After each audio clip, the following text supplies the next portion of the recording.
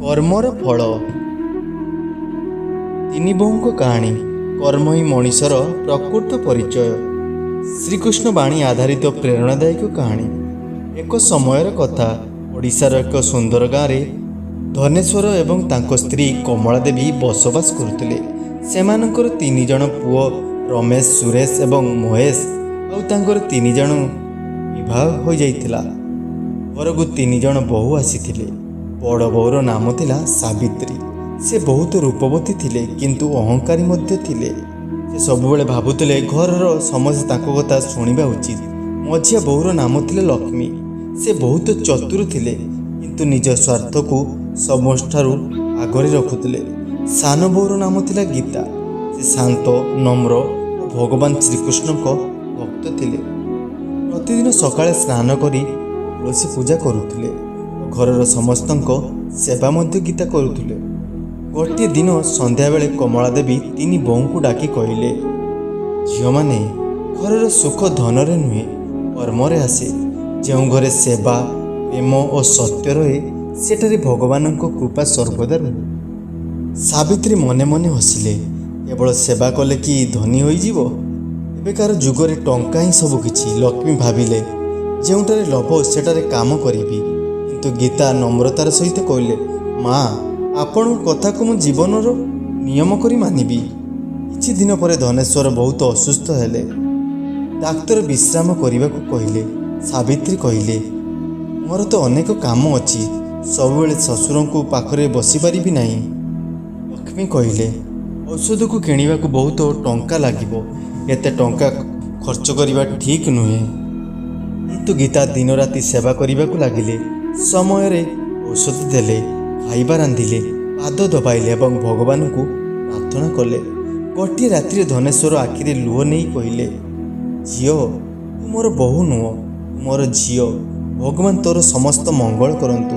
गीता हसी कहले, बापा सेवा करिया मोर कर्तव्य। सेई राति रे गीता स्वप्न रे श्रीकृष्ण को देखिले। श्रीकृष्ण मृदु हसी कहले, ए पुत्री, मनुष्य निज कर्म रे महान हुए। अहंकार और स्वार्थ केबे स्थायी सुख दिए नहीं। जे निष्ठार सहित सेवा करे समय आसिले तार कर्मर फल निश्चय मिले। सकाळ उठी गीता आहुरी निष्ठार सहित समस्त सेवा करने को लगिले। एपटे सावित्री और लक्ष्मी गीता को देखि हसुथिले। एपटे सावित्री और लक्ष्मी गीता को देखि हसुथिले। सावित्री कहले, एते सेवा करी कौन मिलिबो? गीता शांत स्वर रे उत्तर देला, फल देवार अधिकार भगवानंकर। आमर काम केवल भल कर्म करिबा। एई कथा सुनी कमला देवी को आखिर खुशीर लुह आसीगला। से बुझीगले एई घरर भविष्यत गीता हाथ सुरक्षित अछि। किंतु भाग्य एवं तीन बोहूं पई एक बड़ परीक्षा करदेला। सेही परीक्षा जना पड़िबो कार कर्म एवं किए पाइबो श्रीकृष्ण को सत्य आशीर्वाद। अहंकार और स्वार्थर परीक्षा।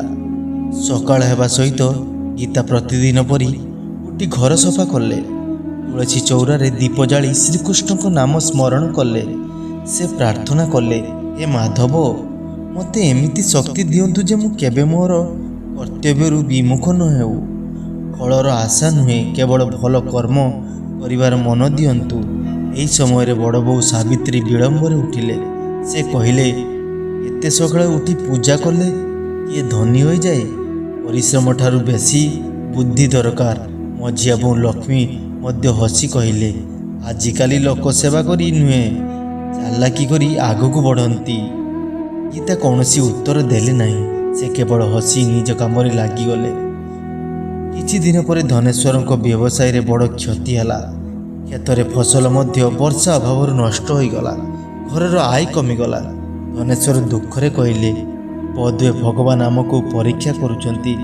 यह शुणी सावित्री विरक्त होई कहले, एबे तो यही घरे रहिबा कष्टकर, आगर जेपरी सुविधा नहीं। लक्ष्मी मध्य कहले, मोर गहना केही बिक्री करिवे नहीं, सेगुड़िक मोर भविष्यत पई। किंतु गीता निज विवाह समय सुनार चेन काढ़ी ससुर को हाथ में दे कहला, बापा यह बिक्री करी घरर आवश्यक काम लगातु। परिवार बचिले सबकिछि पुणी फेरी आसिबो। धनेश्वर आखिरु लुह बहीगला। କମଳା ଦେବୀ କହିଲେ, ଝିଅ ସତରେ ଏଇ ଘରର ଲକ୍ଷ୍ମୀ। ସେହି ସନ୍ଧ୍ୟାରେ ଜଣେ ବୃଦ୍ଧ ସାଧୁ ଭିକ୍ଷା ମାଗିବାକୁ ଆସିଲେ। ସାବିତ୍ରୀ ରାଗରେ କହିଲେ, ଆମ ଘରେ ଖାଇବାକୁ କିଛି ନାହିଁ, ଆପଣଙ୍କୁ କ'ଣ ଦେବୁ? ଲକ୍ଷ୍ମୀ କହିଲେ, ଅନ୍ୟ ଘରକୁ ଯାଆନ୍ତୁ। କିନ୍ତୁ ଗୀତା ଘରେ ଥିବା ଶେଷ ରୁଟି ଓ ଡାଲି ନେଇ ସାଧୁଙ୍କୁ ଖୁଆଇଲା। ସାଧୁ ଖାଇସାରି ହସି କହିଲେ, ଯେଉଁ ଘରେ ଦୟା ଓ ସେବା ରହେ ସେଠାରେ ଭଗବାନ ନିଜେ ବାସ କରନ୍ତି। ମନେ ରଖ, କର୍ମର ଫଳ ନିଶ୍ଚୟ ମିଳେ, ଆଜି ନହେଲେ ବି କାଲି। ଏହା କହି ସାଧୁ ଚାଲିଗଲେ। ଗୀତାଙ୍କ ମନରେ ଲାଗିଲା ଯେପରି ସେ ସାଧୁ ସାଧାରଣ ମଣିଷ ନୁହନ୍ତି। ତାଙ୍କ କଥାରେ ଶ୍ରୀକୃଷ୍ଣଙ୍କ ଉପଦେଶର ସ୍ୱର ଶୁଣାଯାଉଥିଲା। ସେହି ରାତିରେ ଗୀତା ସ୍ୱପ୍ନରେ ଦେଖିଲେ ଭଗବାନ ଶ୍ରୀକୃଷ୍ଣ ବଂଶୀ ବସାଉଛନ୍ତି। ସେ କହିଲେ, ଏ ପୁତ୍ରୀ, ଦାନ କେବଳ ଧନରେ ନୁହେଁ, ଦୟା, ସେବା, ପ୍ରେମ ଓ କ୍ଷମା ମଧ୍ୟ ସବୁଠାରୁ ବଡ଼ ଦାନ। ସେ ନିଜ ସୁଖକୁ ତ୍ୟାଗ କରି ଅନ୍ୟର ଦୁଃଖ ଦୂର କରେ। ସେ କେବେ ଦରିଦ୍ର ରହେ ନାହିଁ। ଗୀତା ହାତ ଯୋଡ଼ି କହିଲେ, ପ୍ରଭୁ ମୋତେ ସବୁବେଳେ ସ୍ୱପ୍ନରେ ରଖନ୍ତୁ। ପରଦିନ ସକାଳେ ଧନେଶ୍ୱରଙ୍କ ଜଣେ ପୁରୁଣା ବନ୍ଧୁ ଆସି କିଛି ଆର୍ଥିକ ସହାୟତା କଲେ। ଏଥିରେ ପରିବାରର ସମସ୍ୟା କିଛି କମିଗଲା। କମଳା ଦେବୀ କହିଲେ, ଏହିସବୁ ଗୀତାର ଭଲ କର୍ମର ଫଳ। ଏହା ଶୁଣି ସାବିତ୍ରୀ ଏବଂ ଲକ୍ଷ୍ମୀଙ୍କ ମନରେ ଈର୍ଷା ଜନ୍ମ ନେଲା। ସାବିତ୍ରୀ କହିଲେ, ସମସ୍ତେ କେବଳ ଗୀତାଙ୍କ ପ୍ରଶଂସା କରୁଛନ୍ତି। ତାପରେ ଲକ୍ଷ୍ମୀ କହିଲେ, କିଛି ନା କିଛି କରି ତାକୁ ସମସ୍ତଙ୍କ ଆଗରେ ଛୋଟ କରିବାକୁ ପଡ଼ିବ। ଦୁହେଁ ମିଶି ଗୀତାଙ୍କ ବିରୁଦ୍ଧରେ ଷଡ଼ଯନ୍ତ୍ର କରିବାକୁ ଲାଗିଲେ। କିନ୍ତୁ ସେମାନେ ଜାଣିନଥିଲେ ଭଗବାନଙ୍କ ନ୍ୟାୟରେ ବିଳମ୍ବ ହୋଇପାରେ, କିନ୍ତୁ ଅନ୍ୟାୟର କେବେ ହୁଏ ନାହିଁ। ଯେପରି କର୍ମ ସେପରି ଫଳ। ଗାଁରେ ଧୀରେ ଧୀରେ ବର୍ଷା ଆରମ୍ଭ ହେଲା। କ୍ଷେତ ସବୁ ସବୁଜ ହୋଇ ଉଠିଲା। ଧନେଶ୍ୱରଙ୍କ ପରିବାର ମଧ୍ୟ ନୂଆ ଆଶାରେ ଦିନ କାଟୁଥିଲେ। କିନ୍ତୁ ବଡ଼ ବୋଉ ସାବିତ୍ରୀ ଓ ମଝିଆ ବୋଉ ଲକ୍ଷ୍ମୀଙ୍କ ମନରେ ଗୀତା ପ୍ରତି ଈର୍ଷା ଦିନକୁ ଦିନ ବଢ଼ୁଥିଲା। ସେମାନେ ଦେଖୁଥିଲେ ଯେ ଶ୍ୱଶୁର ଶାଶୁ ଗୀତାଙ୍କୁ ବହୁତ ଭଲ ପାଉଛନ୍ତି। ଗାଁର ଲୋକମାନେ ମଧ୍ୟ ତାଙ୍କ ସେବାରେ ପ୍ରଶଂସା କରୁଥିଲେ। ଏକ ଦିନ ସାବିତ୍ରୀ କହିଲେ, ଯଦି ଏଭଳି ଚାଲିବ ତେବେ ଏଇ ଘରେ ଆମର କୌଣସି ସମ୍ମାନ ରହିବ ନାହିଁ। ଲକ୍ଷ୍ମୀ କହିଲେ, ଚାଲ ଏମିତି କିଛି କରିବା ଯାହାଦ୍ୱାରା ସମସ୍ତେ ଗୀତାକୁ ସନ୍ଦେହ କରିବେ। କିଛି ଦିନ ପରେ କମଳା ଦେବୀଙ୍କ ପୁରୁଣା ସୁନାର ହାର ହଠାତ୍ ମିଳିଲା ନାହିଁ। ସାବିତ୍ରୀ ଉଚ୍ଚ ସ୍ୱରରେ କହିଲେ, ଏହି ହାର କେବଳ ଗୀତା ରଖୁଥିବା ଘରକୁ ଯାଉଥିଲା, ନିଶ୍ଚୟ ସେ ନେଇଛି। ଲକ୍ଷ୍ମୀ ମଧ୍ୟ ସହମତ ହୋଇ କହିଲେ, ହଁ, ତା ବ୍ୟତୀତ ଆଉ କେହି ସେଠାକୁ ଯାଇନଥିଲା। ଏହା ଶୁଣି ସମସ୍ତେ ଆଶ୍ଚର୍ଯ୍ୟ ହୋଇଗଲେ। ଗୀତା ଶାନ୍ତ ସ୍ୱରରେ କହିଲେ, ମା, ମୁଁ ଆପଣଙ୍କ ହାରକୁ ଛୁଇଁ ମଧ୍ୟ ନାହିଁ। ଭଗବାନଙ୍କ ଶପଥ, ମୁଁ ନିର୍ଦ୍ଦୋଷ। ଧନେଶ୍ୱର କହିଲେ, ମୁଁ ମୋର ସାନ ବୋଉ ଉପରେ ବିଶ୍ୱାସ କରେ। କିନ୍ତୁ ସାବିତ୍ରୀ ଓ ଲକ୍ଷ୍ମୀ ପୁଣି ଗୀତାଙ୍କୁ ଦୋଷ ଦେବାକୁ ଲାଗିଲେ। ସନ୍ଧ୍ୟାବେଳେ ଘରର ଛୋଟ ନାତି ଖେଳୁଥିବା ସମୟରେ ଏକ ପୁରୁଣା ବାକ୍ସ ଖୋଲିଲା। ସେଠାରୁ କମଳା ଦେବୀଙ୍କ ହାର ବାହାରିଲା। କମଳା ଦେବୀ ଆଶ୍ଚର୍ଯ୍ୟ ହୋଇ କହିଲେ, ଆରେ ମୁଁ ନିଜେ ଏହାକୁ ଏଠାରେ ରଖି ଭୁଲି ଯାଇଥିଲି।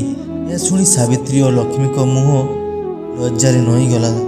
ଗୀତା ତଥାପି ସେମାନଙ୍କୁ କିଛି କହିଲେ ନାହିଁ। କମଳା ଦେଖି କହିଲେ, ଝିଅ ଗୀତା, ଆମକୁ କ୍ଷମା କର। ଗୀତା ହସି କହିଲା, ମା, ଯେଉଁଠାରେ ବିଶ୍ୱାସ ଅଛି ସେଠାରେ କ୍ଷମା ମଧ୍ୟ ଅଛି। ସେହି ରାତିରେ ଗୀତା ଧ୍ୟାନ କରୁଥିବା ବେଳେ ମନେ ମନେ ଶ୍ରୀକୃଷ୍ଣଙ୍କ ବାଣୀ ଶୁଣିଲେ, ହେ ପୁତ୍ରୀ, ମିଥ୍ୟା କିଛି ସମୟ ପାଇଁ ସତ୍ୟକୁ ଲୁଚାଇ ପାରେ, କିନ୍ତୁ ପରାଜିତ କରିପାରେ ନାହିଁ। ସତ୍ୟ ହେଉଛି ସୂର୍ଯ୍ୟ ପରି, ମେଘ ଆଡ଼ରେ ଲୁଚି ରହିଲେ ମଧ୍ୟ ଦିନେ ନିଶ୍ଚୟ ଆଲୋକିତ ହେବ। ଗୀତାଙ୍କ ଆଖିରୁ ଆନନ୍ଦର ଲୁହ ବାହାରିଲା। ଗାଁରେ ଏକ ନୂଆ ପରୀକ୍ଷା। ପରଦିନ ଗାଁରେ ମନ୍ଦିରରେ ବଡ଼ ଉତ୍ସବ ହେବାର ଘୋଷଣା ହେଲା। ସମସ୍ତେ ପରିବାରକୁ ସେବା କରିବା ପାଇଁ ଆମନ୍ତ୍ରଣ କରାଗଲା। ସାବିତ୍ରୀ କହିଲେ, ଏ କାମ ମୁଁ କରିପାରିବି ନାହିଁ। ତାପରେ ଲକ୍ଷ୍ମୀ କହିଲେ, ମୋତେ ଲାଭ ନଥିଲେ ମୁଁ କାହିଁକି କାମ କରିବି? କିନ୍ତୁ ଗୀତା ଆନନ୍ଦର ସହିତ କହିଲେ, ଭଗବାନଙ୍କ ସେବା କରିବାରେ ସୁଯୋଗ ମିଳିବା ହିଁ ମୋ ପାଇଁ ସବୁଠାରୁ ବଡ଼ ସୌଭାଗ୍ୟ। ଧନେଶ୍ୱର ମନେ ମନେ କହିଲେ, ସତରେ କର୍ମ ହିଁ ମଣିଷର ପ୍ରକୃତ ପରିଚୟ। କିନ୍ତୁ ସାବିତ୍ରୀ ଓ ଲକ୍ଷ୍ମୀଙ୍କ ମନରେ ଏବେ ମଧ୍ୟ ଈର୍ଷା ଶେଷ ହୋଇନଥିଲା। ସେମାନେ ପୁଣି ଗୀତାଙ୍କ ବିରୁଦ୍ଧରେ ଆଉ ଏକ ବଡ଼ ଯୋଜନା କରିବାକୁ ଲାଗିଲେ। ଗାଁର ପ୍ରସିଦ୍ଧ ଶ୍ରୀକୃଷ୍ଣ ମନ୍ଦିରରେ ବାର୍ଷିକ ମହୋତ୍ସବର ପ୍ରସ୍ତୁତି ଜୋରଦାର ଚାଲିଥିଲା।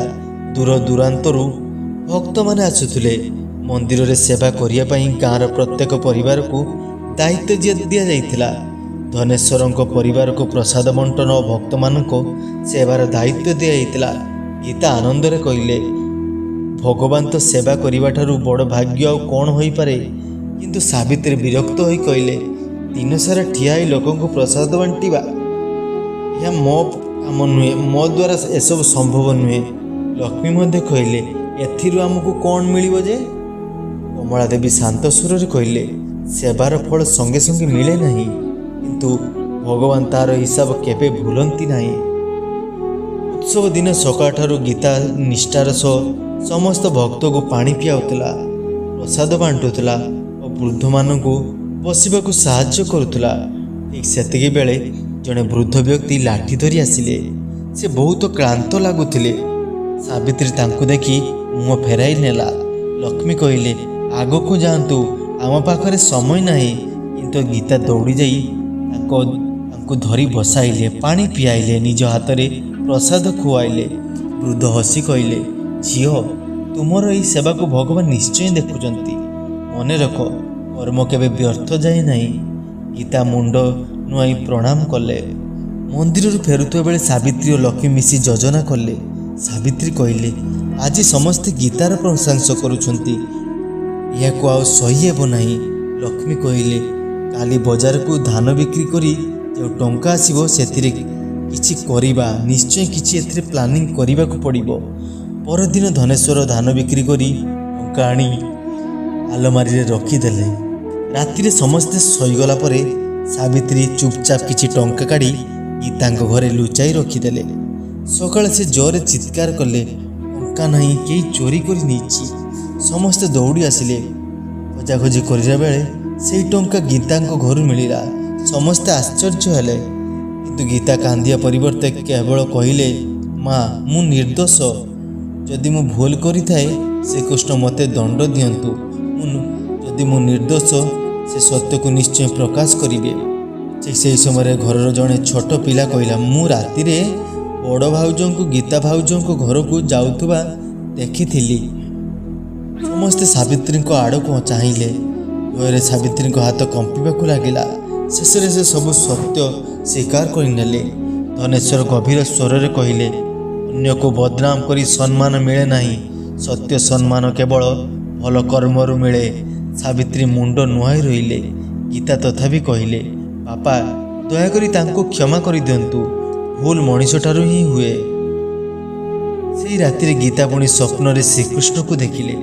ଭଗବାନ କହିଲେ, ଯିଏ କ୍ଷମା କରେ ସେ ସବୁଠାରୁ ବଡ଼ ବିଜୟୀ। ପ୍ରତିଶୋଧ ନେବା ସହଜ, କିନ୍ତୁ କ୍ଷମା କରିବା ଦେବତାଙ୍କ ଗୁଣ।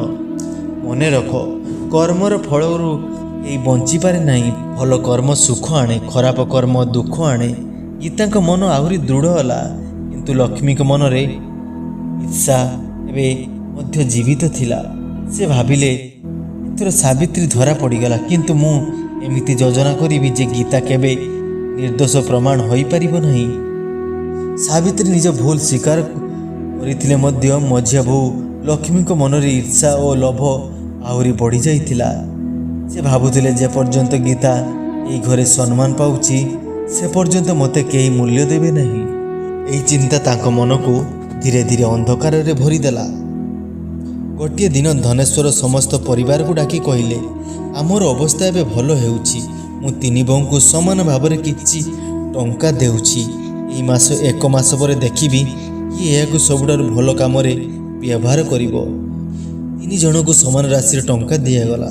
ସାବିତ୍ରୀ କହିଲେ, ଏଥର ମୁଁ କେବଳ ନିଜ ପାଇଁ ଭଲ କପଡ଼ା ଓ ଗହଣା କିଣିବି। ଲକ୍ଷ୍ମୀ ଭାବିଲେ, ଏହି ଟଙ୍କାକୁ ସୁଧରେ ଦେଲେ ଅଧିକ ଲାଭ ହେବ। କିନ୍ତୁ ଗୀତା ମନେ ମନେ ପ୍ରାର୍ଥନା କଲେ, ଏ ଶ୍ରୀକୃଷ୍ଣ, ଏହି ଧନକୁ ଏମିତି କାମରେ ଲଗାଇବାର ବୁଦ୍ଧି ଦିଅନ୍ତୁ ଯାହାଦ୍ୱାରା କାହାରି ଭଲ ହେଉ। କିଛି ଦିନ ପରେ ଗୀତା ଗାଁରେ ଜଣେ ବିଧବା ମହିଳାକୁ କାନ୍ଦୁଥିବା ଦେଖିଲେ। ସେ କହିଲେ, ଝିଅ, ମୋ ପୁଅ ବହୁତ ଅସୁସ୍ଥ, ଔଷଧ କିଣିବାକୁ ମୋ ପାଖରେ ଟଙ୍କା ନାହିଁ। ଗୀତା ଗୋଟିଏ ମୁହୂର୍ତ୍ତ ମଧ୍ୟ ଭାବିଲେ ନାହିଁ। ନିଜ ପାଖରେ ଥିବା ଟଙ୍କାର ବଡ଼ ଅଂଶ ସେହି ମହିଳାକୁ ଦେଇଦେଲେ। ମହିଳା ଆଖିରୁ ଲୁହ ଆସିଗଲା। ସେ କହିଲେ, ଭଗବାନ ଶ୍ରୀକୃଷ୍ଣ ତୁମର ସବୁବେଳେ ମଙ୍ଗଳ କରନ୍ତୁ। ଗୀତା କେବଳ ହସି କହିଲେ, ମା, ଆଶୀର୍ବାଦ ହିଁ ମୋର ସବୁଠାରୁ ବଡ଼ ଧନ। ଅନ୍ୟପକ୍ଷେ ଲକ୍ଷ୍ମୀ ଜଣେ ଲୋଭୀ ବ୍ୟବସାୟୀକୁ ଅଧିକ ସୁଧର ଆଶାରେ ସବୁ ଟଙ୍କା ଦେଇଥିଲେ। କିଛି ଦିନ ପରେ ଖବର ଆସିଲା ସେହି ବ୍ୟବସାୟୀ ସମସ୍ତ ଟଙ୍କା ନେଇ ଫେରାର ହୋଇଯାଇଛି। ଲକ୍ଷ୍ମୀ ମୁଣ୍ଡରେ ହାତ ଦେଇ କାନ୍ଦିବାକୁ ଲାଗିଲେ। ସାବିତ୍ରୀ ମଧ୍ୟ ନିଜର ସବୁ ଟଙ୍କା ଦାମୀ କପଡ଼ା ଓ ଗହଣାରେ ଖର୍ଚ୍ଚ କରିଦେଇଥିଲେ। ଏବେ ତାଙ୍କ ପାଖରେ କିଛି ବାକି ନଥିଲା। 1 ମାସ ପରେ ଧନେଶ୍ୱର ତିନି ବୋହୂଙ୍କୁ ପଚାରିଲେ, କୁହ ତୁମେ ଟଙ୍କାରେ କ'ଣ କଲ? ସାବିତ୍ରୀ ଚୁପ୍ ରହିଲେ। ଲକ୍ଷ୍ମୀ କାନ୍ଦି କାନ୍ଦି ସବୁ କଥା କହିଲା। କିନ୍ତୁ ଗୀତା ନମ୍ରତାର ସହ କହିଲେ, ବାପା, ମୁଁ ଜଣେ ଅସହାୟ ମାଆଙ୍କ ପୁଅର ଚିକିତ୍ସା ପାଇଁ ଟଙ୍କା ଦେଇଥିଲି। ଧନେଶ୍ୱର କିଛି କହିବା ପୂର୍ବରୁ ସେହି ବିଧବା ମହିଳା ନିଜ ପୁଅକୁ ନେଇ ଘରକୁ ଆସିଲେ। ସେ କହିଲେ, ଆପଣଙ୍କ ବୋହୂଙ୍କ ସାହାଯ୍ୟରେ ମୋ ପୁଅ ବଞ୍ଚିଗଲା। ଆଜି ମୁଁ ଆଶୀର୍ବାଦ ଦେବାକୁ ଆସିଛି। ଏହା ଶୁଣି ସମସ୍ତ ଆଖିର ଲୁହ ଆସିଗଲା। ଧନେଶ୍ୱର କହିଲେ, ଯେଉଁ ଧନ ଅନ୍ୟର ଜୀବନ ବଞ୍ଚାଏ ସେହି ଧନ ହିଁ ପ୍ରକୃତ ଧନ। ସେହି ରାତିରେ ଗୀତା ସ୍ୱପ୍ନରେ ଭଗବାନ ଶ୍ରୀକୃଷ୍ଣଙ୍କୁ ଦେଖିଲେ। ଭଗବାନ କହିଲେ, ଧନ ସମ୍ପତ୍ତି ଓ ଐଶ୍ୱର୍ଯ୍ୟ କ୍ଷଣସ୍ଥାୟୀ, କିନ୍ତୁ ଦୟା, ସେବା ଓ ନିଷ୍କାମ କର୍ମ ଅମର।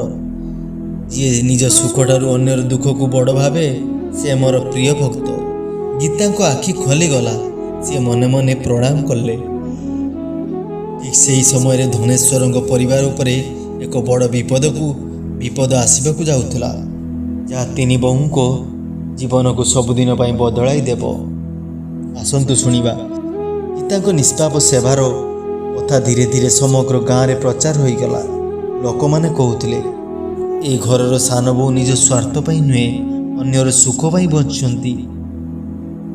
କିନ୍ତୁ ଭଗବାନ ମଣିଷକୁ ସଫଳତା ପୂର୍ବରୁ ପରୀକ୍ଷା ନିଶ୍ଚୟ କରନ୍ତି। ଏକ ରାତିରେ ଲଗାତାର 3 ଦିନ ବର୍ଷା ଲାଗି ରହିଲା। ନଦୀର ପାଣି ବଢ଼ି ଗାଁକୁ ପ୍ରବେଶ କଲା। ଅନେକ ଘର ପାଣିରେ ବୁଡ଼ିଗଲା। ଲୋକମାନେ ପ୍ରାଣ ବଞ୍ଚାଇବା ପାଇଁ ଦୌଡ଼ିବାକୁ ଲାଗିଲେ। ଧନେଶ୍ୱର ଘର ମଧ୍ୟ ବିପଦରେ ପଡ଼ିଲା। ସାବିତ୍ରୀ ନିଜ ଗହଣା ଧରି ଦୌଡ଼ିଲେ।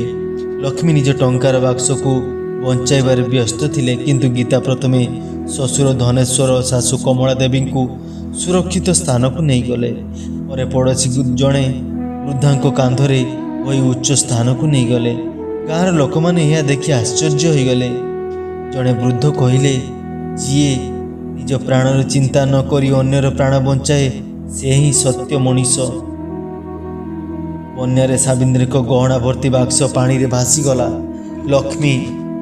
ଲକ୍ଷ୍ମୀଙ୍କ ଟଙ୍କା ମଧ୍ୟ ପାଣିରେ ନଷ୍ଟ ହୋଇଗଲା। ଦୁହେଁ କାନ୍ଦିବାକୁ ଲାଗିଲେ। ଗୀତା ସେମାନଙ୍କ ପାଖକୁ ଯାଇ କହିଲେ, ଦିଦି, କାନ୍ଦନ୍ତୁ ନାହିଁ। ଧନ ପୁଣି ଆସିପାରେ, କିନ୍ତୁ ଜୀବନ ଥରେ ଚାଲିଗଲେ ତା ଫେରିପାରେ ନାହିଁ। ସାବିତ୍ରୀ ପ୍ରଥମ ଥର ପାଇଁ ନିଜ ଭୁଲ ବୁଝିବାକୁ ଲାଗିଲେ। କିଛି ଦିନ ପରେ ରାଜା ବନ୍ୟା ପୀଡ଼ିତ ଗାଁକୁ ଆସିଲେ।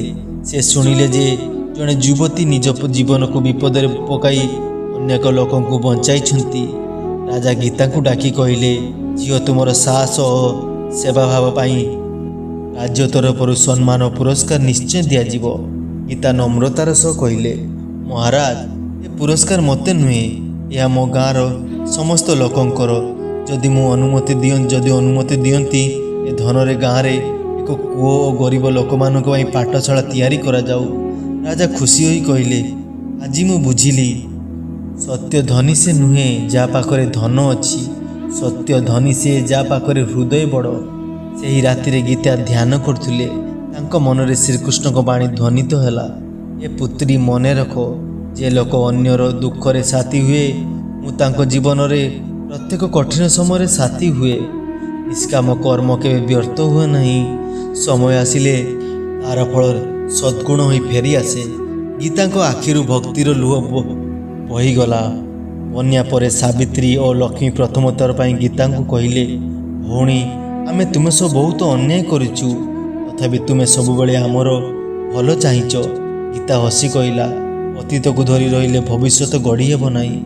ଆଜିଠାରୁ ଆମେ 3 ଭଉଣୀ ହୋଇ ଏହି ପରିବାରକୁ ସୁଖୀ କରିବା। ଦୁହିଁଙ୍କ ଆଖିରେ ଅନୁତାପର ଲୁହ ଆସିଗଲା। କିନ୍ତୁ ଭାଗ୍ୟ ଆଉ ଏକ ଶେଷ ପରୀକ୍ଷା ରଖିଥିଲା। ସେହି ପରୀକ୍ଷାର 3 ବୋହୂଙ୍କ କର୍ମର ସମ୍ପୂର୍ଣ୍ଣ ଫଳ ସମସ୍ତଙ୍କର ସାମ୍ନାରେ ପ୍ରକାଶ ପାଇବ। ବନ୍ୟା ପରେ ଗାଁରେ ଧୀରେ ଧୀରେ ସବୁକିଛି ସ୍ୱାଭାବିକ ହେବାକୁ ଲାଗିଲା। ରାଜାଙ୍କ ସହାୟତାର ନୂଆ ଘର ତିଆରି ହେଲା, ଭାଙ୍ଗି ଯାଇଥିବା ରାସ୍ତା ମରାମତି ହେଲା ଏବଂ ଗୀତାଙ୍କ ପରାମର୍ଶରେ ଗାଁରେ ଏକ କୂଅ ଓ ଛୋଟ ପାଠଶାଳା ନିର୍ମାଣ ଆରମ୍ଭ ହେଲା। ଗାଁର ଲୋକମାନେ କହୁଥିଲେ, ଭଗବାନ ଧନରେ ନୁହେଁ ଭଲ କର୍ମରେ ପ୍ରସନ୍ନ ହୁଅନ୍ତି। ଗୀତା ତାହାର ଜୀବନ୍ତ ଉଦାହରଣ। ଏହି କଥା ଶୁଣି ସାବିତ୍ରୀ ଓ ଲକ୍ଷ୍ମୀଙ୍କ ମନରେ ଥିବା ଅହଙ୍କାର ସମ୍ପୂର୍ଣ୍ଣ ଭାଙ୍ଗିଗଲା। ଏକ ଦିନେ ସନ୍ଧ୍ୟାବେଳେ ଗାଁକୁ ଜଣେ ତପସ୍ୱୀ ଋଷି ଆସିଲେ। ସମସ୍ତେ ତାଙ୍କୁ ସମ୍ମାନରେ ସହ ସ୍ୱାଗତ କଲେ। ଧନେଶ୍ୱର ତାଙ୍କୁ ଘରକୁ ନିମନ୍ତ୍ରଣ କଲେ। ଋଷି ତିନି ବୋହୂଙ୍କୁ ଦେଖି ଶାନ୍ତ ସ୍ୱରରେ କହିଲେ, ମୁଁ ତୁମମାନଙ୍କୁ ଗୋଟିଏ ପ୍ରଶ୍ନ ପଚାରିବି। ଯିଏ ସଠିକ୍ ଉତ୍ତର ଦେବ ସେ ଜୀବନର ସତ୍ୟକୁ ବୁଝିବ। ସମସ୍ତେ ଆଗ୍ରହରେ ବସିଥିଲେ। ଋଷି ପଚାରିଲେ, ମଣିଷର ସବୁଠାରୁ ବଡ଼ ଧନ କ'ଣ? ସାବିତ୍ରୀ କହିଲେ, ଧନ ବା ସମ୍ପତ୍ତି। ଲକ୍ଷ୍ମୀ କହିଲେ, ବୁଦ୍ଧି ଓ ବ୍ୟବସାୟୀ। କିନ୍ତୁ ଗୀତା ନମ୍ରତାରେ ସହ କହିଲେ, ଗୁରୁଦେବ, ମଣିଷର ସବୁଠାରୁ ବଡ଼ ଧନ ହେଉଛି ତାହାର ସତ୍କର୍ମ। ଧନ ଯଶ ଶରୀର ଏଠାରେ ରହିଯାଏ, କିନ୍ତୁ କର୍ମ ଜୀବ ସହ ଚାଲିଯାଏ। ଋଷି ହସି କହିଲେ, ପୁତ୍ରୀ, ତୁମେ ଠିକ୍ ଉତ୍ତର ଦେଇଛ।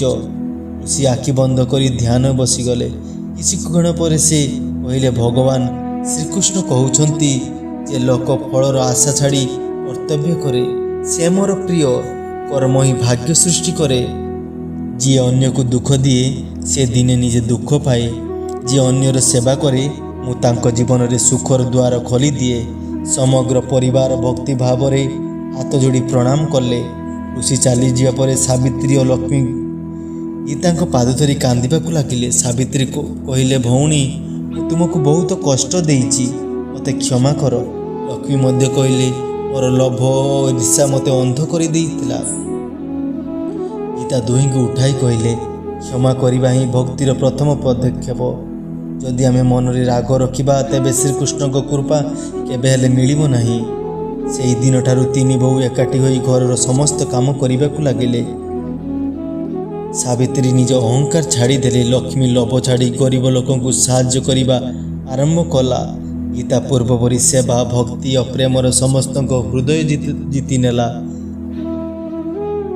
ଧନେଶ୍ୱର ଆଜି ଖୁସି ହୋଇଗଲେ। ଖୁସିରେ ସେ ଧନେଶ୍ୱର କହିଲେ, ଆଜି ମୋ ଘର ପ୍ରକୃତରେ ସ୍ୱର୍ଗ ହୋଇଗଲା। କାରଣ ଏଠାରେ ଏବେ ଈର୍ଷା ନୁହେଁ ପ୍ରେମ ରହିଛି।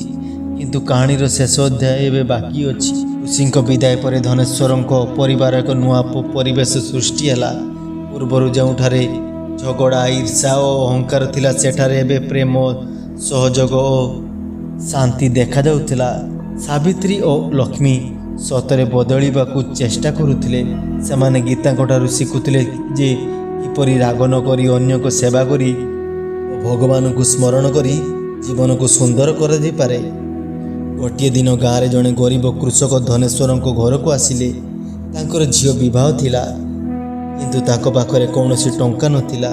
ସେ କାନ୍ଦି କାନ୍ଦି କହିଲେ, ମୋତେ କେବଳ କିଛି ସାହାଯ୍ୟ ଦରକାର, ନହେଲେ ମୋ ଝିଅର ବିବାହ ଭାଙ୍ଗିଯିବ। ଧନେଶ୍ୱର ଚିନ୍ତାରେ ପଡ଼ିଗଲେ, କାରଣ ବନ୍ୟା ପରେ ଘରର ଆର୍ଥିକ ଅବସ୍ଥା ଏବେ ମଧ୍ୟ ସମ୍ପୂର୍ଣ୍ଣ ଭଲ ହୋଇନଥିଲା। ଗୀତା ଶାନ୍ତ ସ୍ୱରରେ କହିଲେ, ବାପା, ଯାହା ଅଛି ସେଥିରୁ କିଛି ଦେବା। କାହାର ଝିଅର ଆଖିରେ ଲୁହ ପୋଛିବାଠାରୁ ବଡ଼ ପୁଣ୍ୟ ଆଉ କ'ଣ ଥାଇପାରେ? ଆଶ୍ଚର୍ଯ୍ୟର କଥା, ଏଥର ସାବିତ୍ରୀ ନିଜ ବିବାହର ଏକ ସୁନାବାଲା କାଢ଼ି କହିଲେ, ଏହା ବିକ୍ରି କରି ସେ ଝିଅର ବିବାହ କରିଦିଅନ୍ତୁ। ଲକ୍ଷ୍ମୀ ମଧ୍ୟ କହିଲା, ମୋ ପାଖରେ ଯେତିକି ସଞ୍ଚୟ ଅଛି ସେଥିରୁ ମଧ୍ୟ ଅର୍ଦ୍ଧେକ ହେଉଛି। ଧନେଶ୍ୱର ଆନନ୍ଦରେ କାନ୍ଦି ପକାଇଲେ। ସେ କହିଲେ, ଆଜି ମୁଁ ବୁଝିଲି ମଣିଷ ବଦଳିପାରେ। ସତ୍ୟ ଜ୍ଞାନ ମଣିଷକୁ ମହାନ କରେ। କିଛି ଦିନ ପରେ ସେହି କୃଷକର ଝିଅର ବିବାହ ଭଲ ଭାବରେ ସମ୍ପନ୍ନ ହେଲା।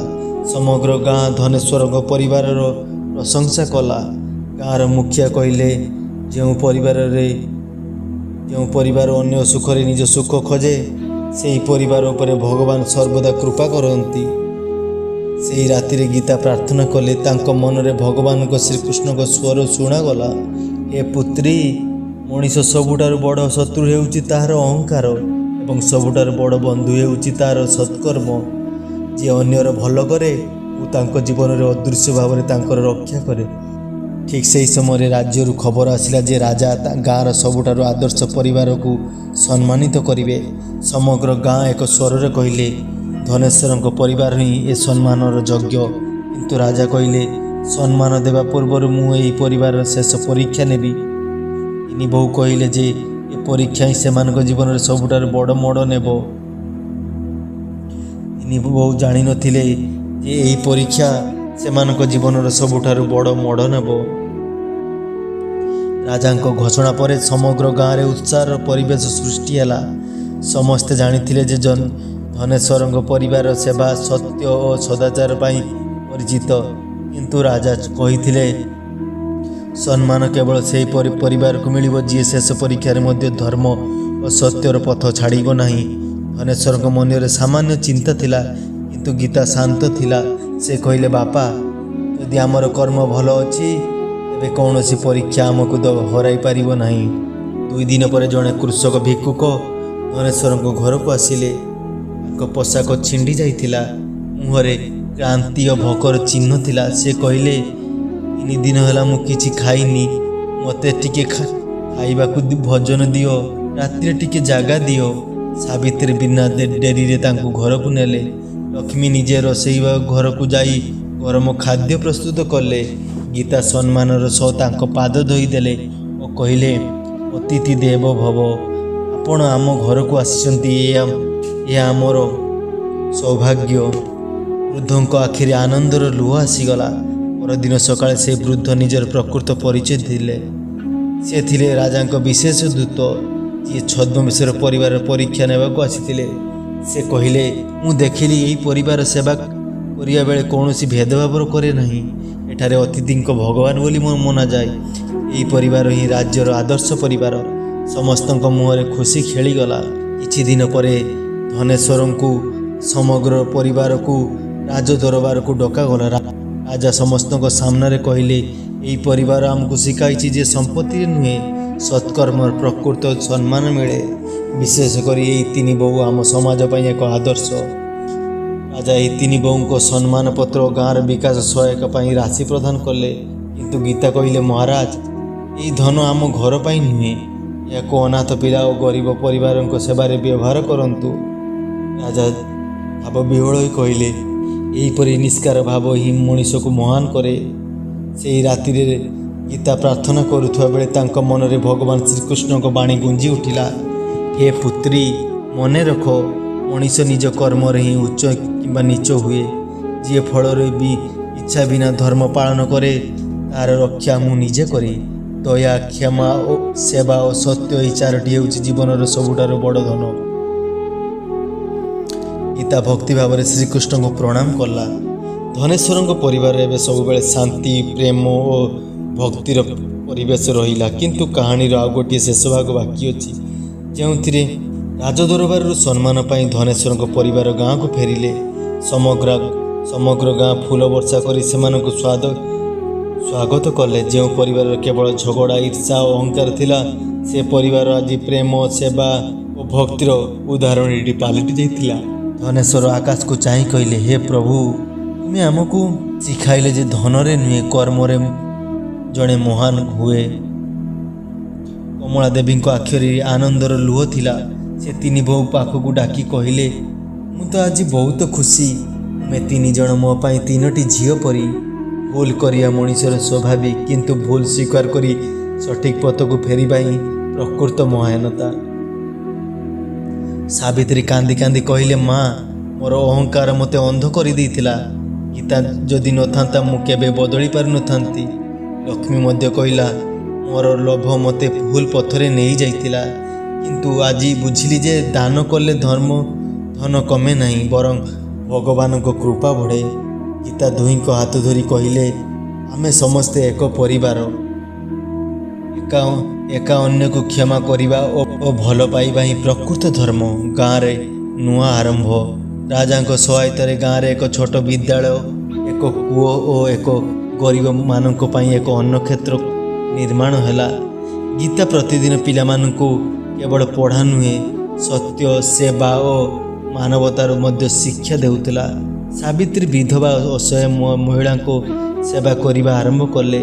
ଲକ୍ଷ୍ମୀ ନିଜ ବ୍ୟବସାୟରେ ଲାଭର ଏକ ଅଂଶ ଗରିବ ପିଲାଙ୍କ ଶିକ୍ଷା ପାଇଁ ଦାନ କରିବାକୁ ଲାଗିଲେ। ଗାଁର ଲୋକମାନେ କହୁଥାନ୍ତି, ଏହି ପରିବାର ପ୍ରମାଣ କରିଦେଲା ଯେ ମଣିଷର ଜନ୍ମ ନୁହେଁ, ତାର କର୍ମ ତାକୁ ମହାନ କରେ। ଗୋଟିଏ ପୂର୍ଣ୍ଣିମା ରାତିରେ ଗୀତା ତୁଳସୀ ଚଉରା ପାଖରେ ଦୀପ ଜାଳି ପ୍ରାର୍ଥନା କରୁଥିଲେ। ହଠାତ୍ ତାଙ୍କ ମନରେ ଏକ ଦିବ୍ୟ ଆଲୋକ ପ୍ରକାଶ ହେଲା ଏବଂ ଶ୍ରୀକୃଷ୍ଣଙ୍କ ମଧୁର ସ୍ୱର ଶୁଭାଗଲା। ଏ ପ୍ରିୟ ଭକ୍ତ, ମନେ ରଖ, ଜୀବନରେ ଯାହା କିଛି ଘଟେ ତାହାର ମୂଳରେ କର୍ମ ରହିଛି। ଭଲ କର୍ମ କେବେ ବ୍ୟର୍ଥ ଯାଏ ନାହିଁ।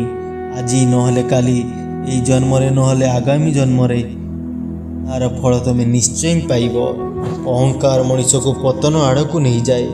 ଲୋଭ ମନର ଶାନ୍ତିକୁ ଛଡ଼ାଇ ନିଏ। ଈର୍ଷା ସମ୍ପର୍କକୁ ଭାଙ୍ଗି ଦିଏ। କିନ୍ତୁ ସେବା, କ୍ଷମା, ଦୟା ଓ ସତ୍ୟ ମୋର ନିକଟକୁ ଆଣିଥାଏ। କର୍ମ କର, କିନ୍ତୁ ଫଳର ଅହଙ୍କାର କର ନାହିଁ। ସମସ୍ତଙ୍କର ଭଲ ଚିନ୍ତା କର। ଯେଉଁ ଘର ପ୍ରେମ, ଭକ୍ତି ଓ ସଦାଚାର ରହେ, ମୁଁ ସେଠାରେ ସଦା ବାସ କରେ। ଗୀତାଙ୍କ ଆଖିରୁ ଭକ୍ତିର ଲୁହ ବହିଗଲା। ସେ ହାତ ଯୋଡ଼ି କହିଲେ, ହେ ନାଥ, ଜଗତର ନାଥ, ଜଗନ୍ନାଥ, ହେ ଶ୍ରୀକୃଷ୍ଣ, ମୋ ଜୀବନର ଶେଷ ନିଶ୍ୱାସ ପର୍ଯ୍ୟନ୍ତ ଯଦି ମୋତେ ସତ୍କର୍ମର ପଥରେ ଚାଲିବାକୁ ଶକ୍ତି ଦିଅନ୍ତୁ। ଏହି କାହାଣୀର ଶିକ୍ଷା, ଯେପରି କର୍ମ ସେପରି ଫଳ। ଅହଙ୍କାର, ଲୋଭ ଓ ଈର୍ଷା ଶେଷରେ ଦୁଃଖ ଦିଏ। ସେବା, ଦୟା, କ୍ଷମା ଓ ସତ୍ୟ ମଣିଷକୁ ପ୍ରକୃତ ସମ୍ମାନ ଦିଏ। ଫଳର ଆଶା ବିନା କର୍ତ୍ତବ୍ୟ କରିବା ହିଁ ଶ୍ରେଷ୍ଠ କର୍ମ। ଭଗବାନ ଆଶା ବିନା କର୍ତ୍ତବ୍ୟ କରିବା ହିଁ ଶ୍ରେଷ୍ଠ କର୍ମ। ଫଳରେ ଶ୍ରୀକୃଷ୍ଣ ସର୍ବଦା ସତ୍କର୍ମ କରୁଥିବା ଲୋକଙ୍କ ସହ ରହନ୍ତି। କର୍ମ ହିଁ ମଣିଷର ପ୍ରକୃତ ପରିଚୟ। ଧନ, ସୌନ୍ଦର୍ଯ୍ୟ ଓ ପଦବୀ କ୍ଷଣସ୍ଥାୟୀ।